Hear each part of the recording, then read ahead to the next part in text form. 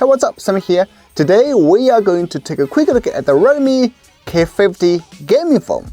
Please know that this is a very quick hands-on video. I will shoot more tomorrow when I have time. So please hit that subscribe button if you haven't.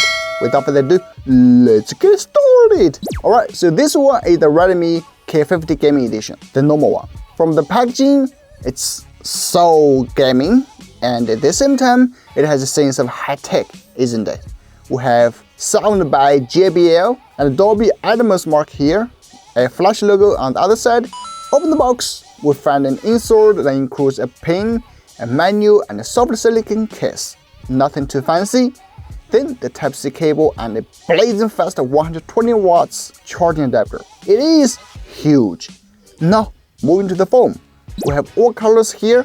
Please let me know which one do you like.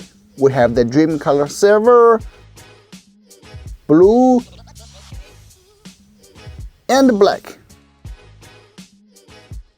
as well as a Mercedes AMG F1 edition. We can see on the F1 edition, it has this kind of carbon fiber finish and also a Mercedes-Benz logo on the back. The rest are basically the same, and you are going to pay about $15 more than the normal one with the same specs. I think it's totally worth it as long as you can buy it. Regarding the specs, it sports a 6.67-inch AMOLED display with Full HD Plus resolution, 120Hz refresh rate, and 480Hz touch sampling rate. As we can see from the refresh rate, you can either choose 60 or 120Hz. There's no LTPO thing though. The pen outputs 10-bit colors and is protected by Corning Gorilla Glass Victus.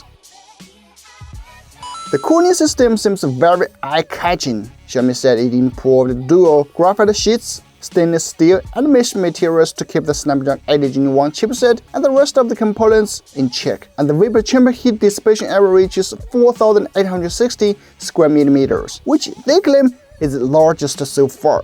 I'm not sure if they are boasting that because they said they have a badass cooling system for its predecessor, the K50 Gaming. And turned out, it's too hot, crazy hot, and even shut down by itself. I will test more tomorrow to see if it's the same, so please subscribe.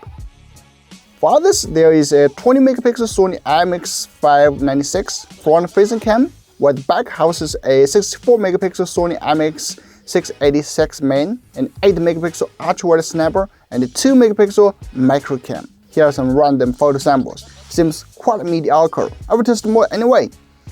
The battery capacity is 4,700 mAh. You can fully charge in just 17 minutes. Wow! Alright, that's the video. If you want to know the pricing and availability, please check out the link in the description. Thanks for watching. I'm Sammy, and we'll see you in the next one.